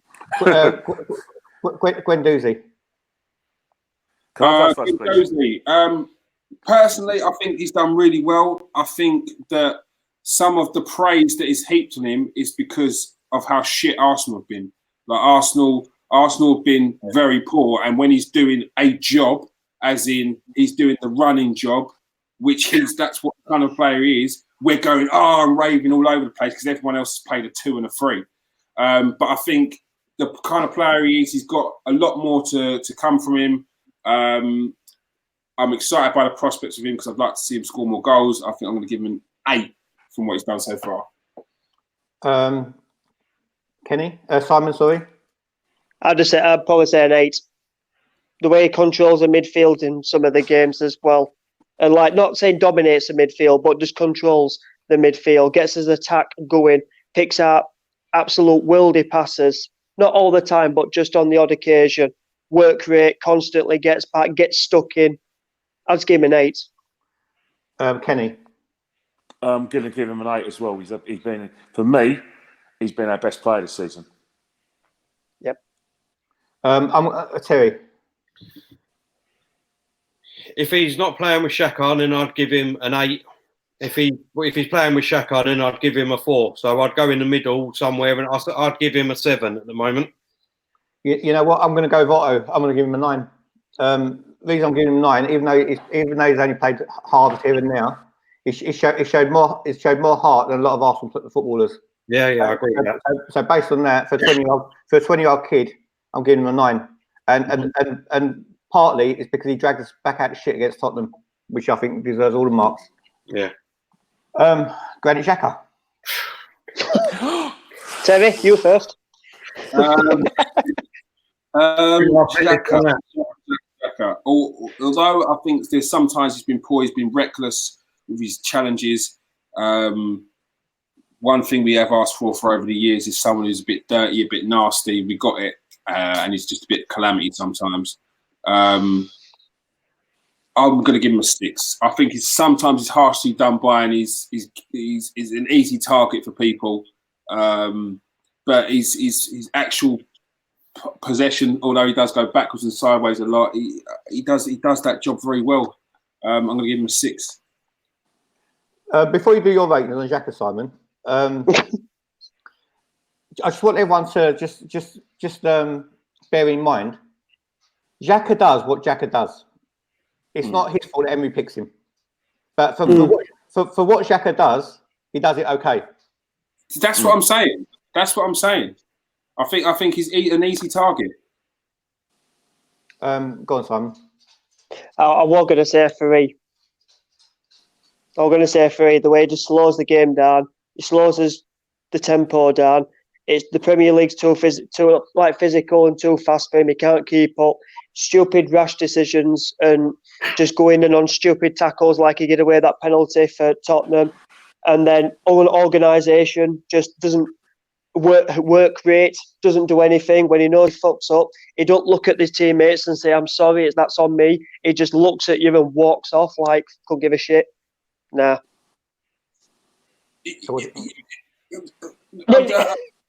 No, I just think sometimes, we also look at players, and put things in their heads. Like you just said there, I looked at Xhaka and thought he couldn't give a fuck. Whereas last season or season before, people were looking at fucking Sanchez and saying, "Oh, he's fucking so hurt that Arsenal playing shit and he's doing so much." And then and I fall for it, but a lot of people fell for the dramatics that he put on for everyone, and they were like, "He deserves better than to be at Arsenal." Yes.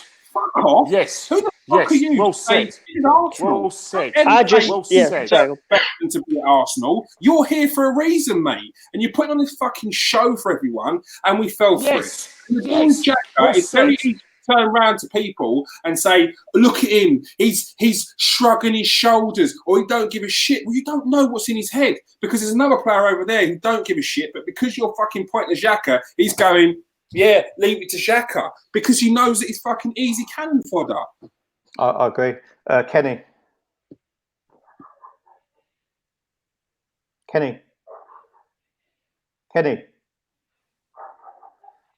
Big K. The thing with Grant, I'm giving him a. Can you hear me, guys?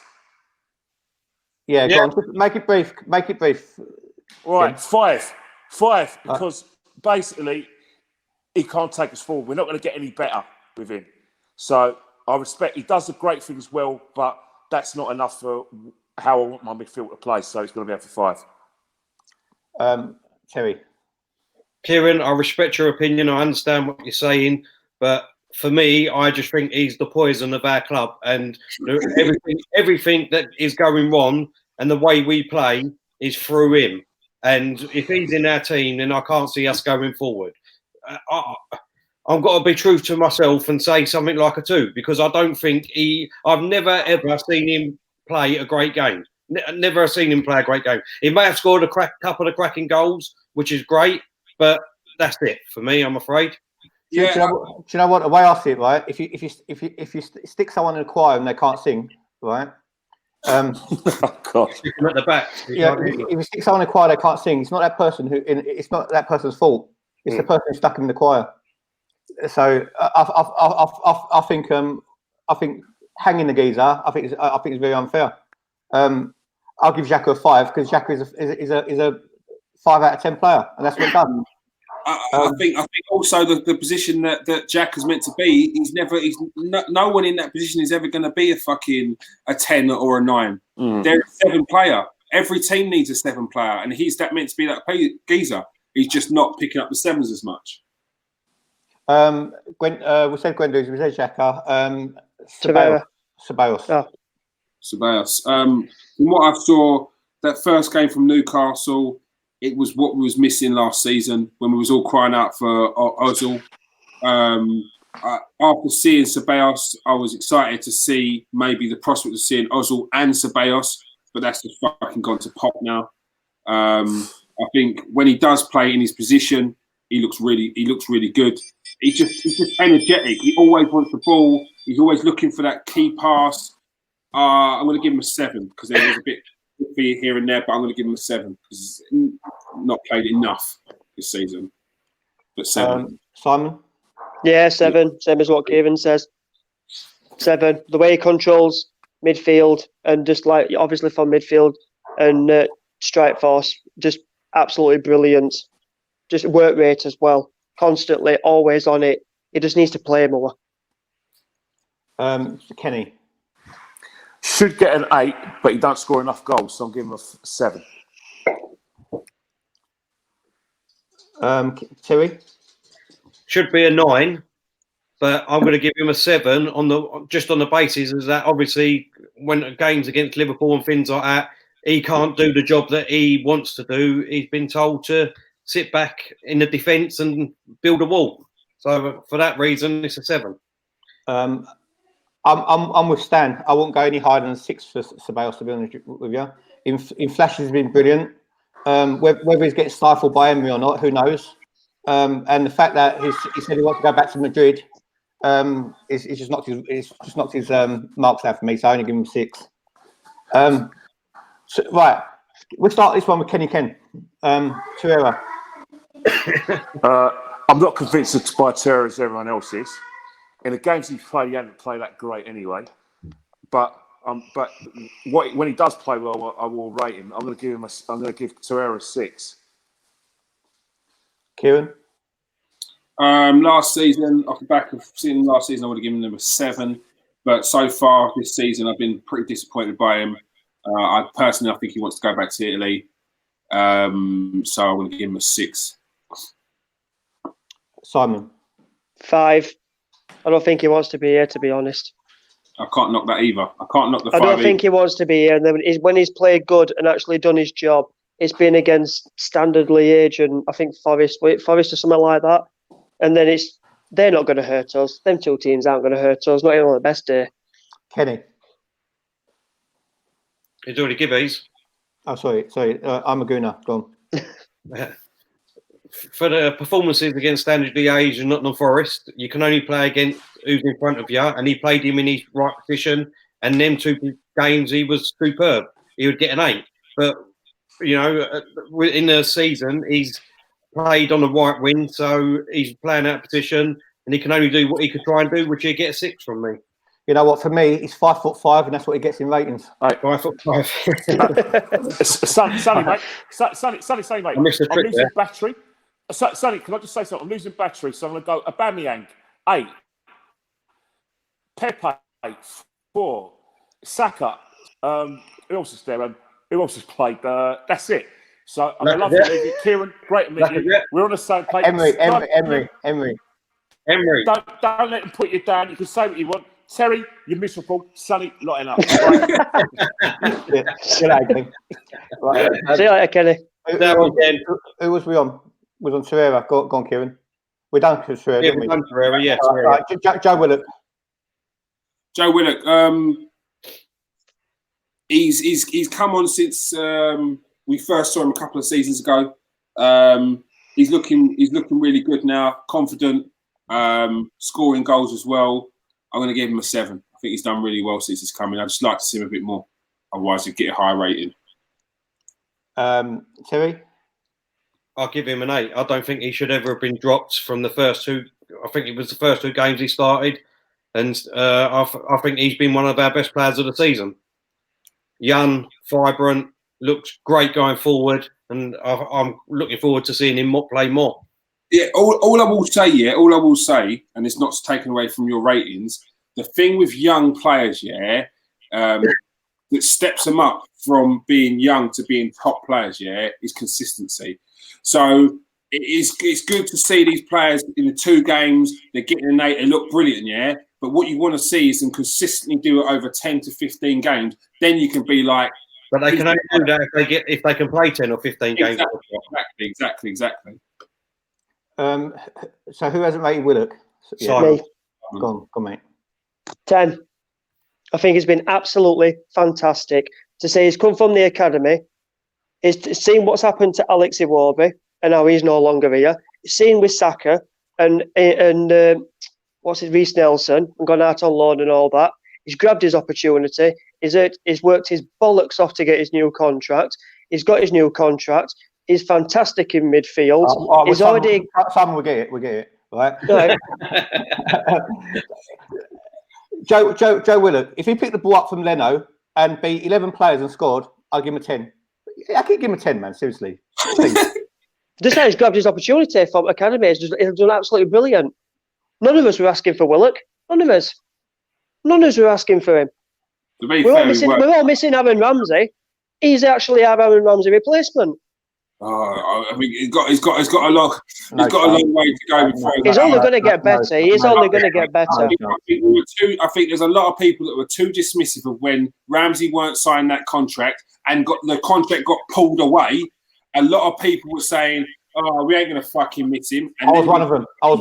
We watched him staunchly from the time, and we were like, "Actually, that Ramsey ain't that fucking bad." Like, it's madness. I agree. I was one of them. I'm guilty. I couldn't believe it.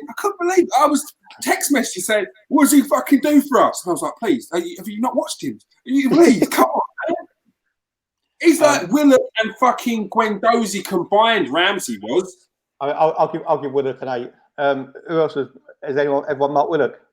Yeah. Okay. Who we got left? We done midfield, didn't we? Laka, Oba, Pepe, Martinelli, Nelson, Saka. Let's go Laka. Yeah, he ain't really played, so forget Laka. Laka's not really played this season. No, it's not. Let's go Saka. Saka, I think, has been brilliant. He's exciting, fearless at the moment. I mean, he's playing games and he's not. I mean, it's just his rawness, which is the thing that's kind of frustrating. But it's not frustrating because we love a youth player coming through and he's really young. Right now, I'd give him an 8. Terry? Yes, same reasons. I'll give him an 8 too. He took his chance like Willock every time he's asked to come in, and he's played really well. I'll give him an 8. Simon? Yeah, I gave him an 8. Our best player at Old Trafford. I'll No give him an 8. fear. I'll give him No an 8 as fear. well. All right, let's go Pepe. Kieran? Pepe, like all I can give him is what I've seen, and right now it's been a So fight. exactly, Kieran. Forget about he hasn't settled in and all that rubbish. Let's just say what we've seen. Yeah, it's been flashes of, I can't even say brilliance because it's not even been brilliance. It's just been flashes of something decent. I'm gonna have to give him a 5. Simon? Yeah, 5. Terry? But he's trying too hard. I don't think he's trying hard at all. He's lazy. He's not running after the ball. He's got worse body language than Mesut Ozil. Terry? You're saying just mark him on what we've seen? Yeah. Well, it's 10 out of 10 then, isn't it? He left Van Dijk for dead, didn't he? He left him for dead. He twisted him up, twirled him, didn't he? You know what I mean? And he was our best player at Liverpool, apparently. So, got to be 10 out. No, I mean, obviously. I mean, I hope he turns it around. I really do, because I think he could be fantastic for us. I just hope, you know, I mean, his confidence comes back up. But at the moment, you can only give him something like 4 or 5. Well, based on what I've seen, I don't care if he costs £72 million. I don't care if he hasn't settled in. I don't care what he's done in France. I won't give him more than 3, and that's for 2 assists and a goal. And that's it. That's what he's contributed. Other than that, he ain't contributed nothing. His body language is awful, but I think he's going to come good. I remember when Perez first came to Arsenal. Do you see any comparisons in the way that Perez didn't really settle well in his first full season to what you're seeing with Pepe now? No, I don't see any comparison, because if you look at Perez when he come in, if you look at Bergkamp when he come in, if you look at Henry when they come in, you look at the team they had around them. The players they had around them were all world class. So it didn't matter if they took 10, 15, 20, 30 games to get their confidence up, because we had a team around them. We can't do that because we haven't got a team around them. Yeah, but thing is, if anything, that should make it harder for Pepe than it did for Perez and Henry. Well, yeah. You know, I think Arsenal not playing to his strengths, and it's not helping. But, no, they're not. But the thing is, his body language is shocking. I think as well. But hopefully, after the international break, he's a come back a different player. Yeah. I think it's too good not to be honest with you. We'll go Aubameyang. You know what? Aubameyang got questioned last season because of his work rate. You know, let's not all forget that when everyone wants to give him a 350 grand contract, right? But this guy single-handedly has saved us from fighting relegation with Man United, and I'll give him a 10. I'll give him a 10 and all. And what I will say, Aubameyang watches these things, yeah? So when people questioned him, he knew that people questioned him. And all of a sudden, his work rate went up. He was getting assists. He was dropping out wide, getting crosses in the box. And I think that he's been an absolute professional since he's been at Arsenal. I think his goal record's been disgusting on a different stratosphere. I want to give him a 10, but Let's give it 10. That one's a 10. I'm going to give him a 9.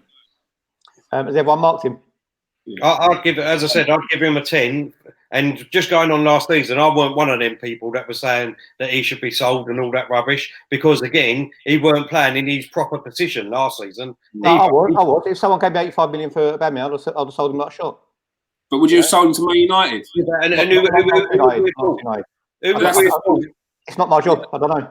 Yeah, but who would we have thought? And we'd be first and bottom with that in the end. But for 30-year-old footballer for 85 million pound, I think you got to seriously consider taking the money. The only club we're in from Man United, and that's the thing. Would you have sold him to United? No, definitely not. And that puts us where Man United are, and Man United where we are. Yeah, you're right. Yeah. It doesn't matter if he's 30. I don't think it matters if he's 30 or not. Hopefully, we've still got another 3 or 4 years in him. Yeah, you know what? I wouldn't have sold him to United for 500 million, not after Van Persie. Can I ask the three of you a question while we're just still live? Do you think he's got a chance of getting near Thierry Henry's record? Not break it, but near it. What's he on now? That's what I mean. He's on He's 100 now, isn't he? No, not 100. He's on. Hold up. If he signs this new contract, right, and he stays till he's 33, 34, and he keeps this goal run going there as well, even if he loses his legs, all he has to do is get in the box, penalties, the odd free kick. Could he actually get near Henry's record? It's a good You know what? question. He ended up- I don't think he'd be touching Wright's record, to be honest, because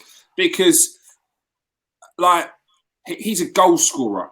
He's a goal scorer. If Thierry Henry lost his legs, he still had his goal. He still had his creativity. That's it. Aubameyang is a goal scorer with pace, and if he loses his pace, I know he's got to get in the box, but then you sell him. I'm sorry, you're selling him.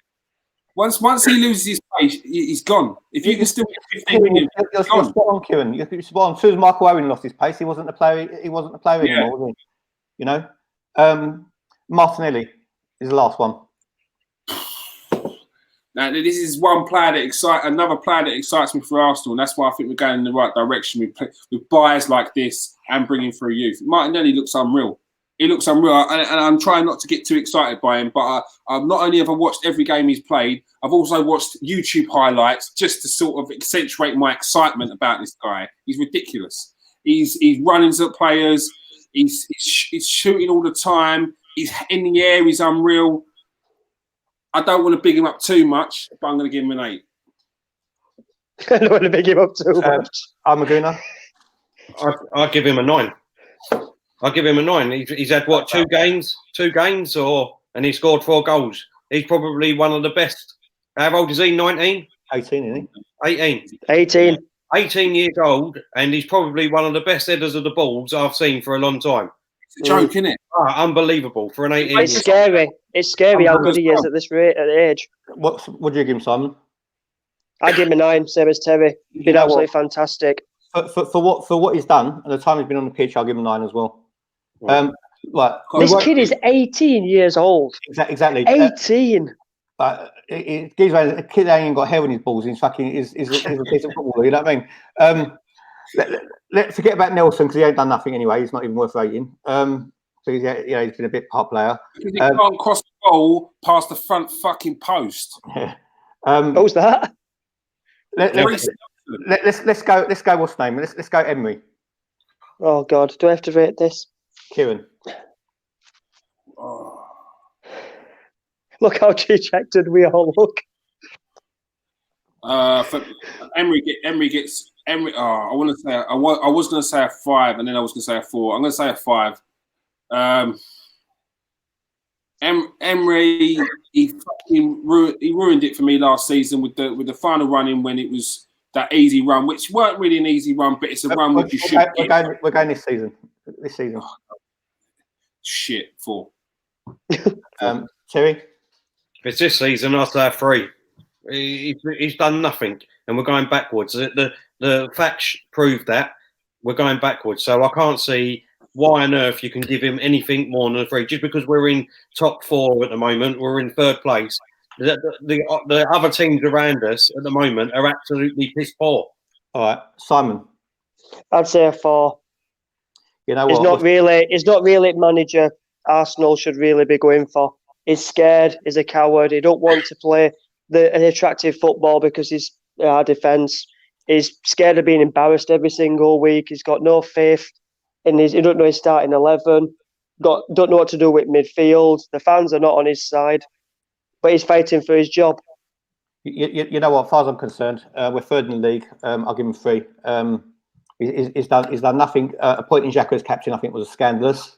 You know, it's not. It went totally against fans' opinion. Still don't have best lineup. Still don't have best tactics. I'll give him. I'll give him 3. Who would you have given the captaincy to? What's that? Who would you have given the captaincy to? Laka. Laka, Uber, Bellerin, Holding. Or would you get it, Kieran? A lot of people said Laka, but Laka can't even get on the fucking bench. Can't even get in the team. He's not starting. I totally agree with you, Kieran. I mean, you want him to be captain, Laka. He didn't even play against Liverpool. He come on with 10 minutes to go. Ridiculous. You couldn't get Guendouzi. He's too young, too much pressure. I think the only person who can really seriously get to is Aubameyang because he's carried the team. Yeah, and that's the thing. But then you're giving it to a player who is not a leader. Who is not a leader. And you're gaining more power for his new contract as well. We ain't got any leaders anyway. That's gonna be the end of the stream. I apologise for all the antics what went on. It's even I'm even thinking about not even uploading this to YouTube, to be honest with you, because that's how disgusted I am. But I'll chat with you boys afterwards. But I'm just going to end the stream. Thanks to everyone who's watched and contributed as well. And I promise you, the next stream is not going to be like a circus. It's unfiltered, but that's taking the piss. You know, I think that's totally disrespectful. But anyway, I'll see you on the next one. Join me and Kieran tomorrow, as well as all the other AFTV FC boys, because we're going to do a special program on AFTV FC, and which is going to be worth a watch, because these boys don't get enough exposure. And listen to Kieran tonight; he knows his football. So join us all tomorrow at 7 o'clock. See you later. See you later.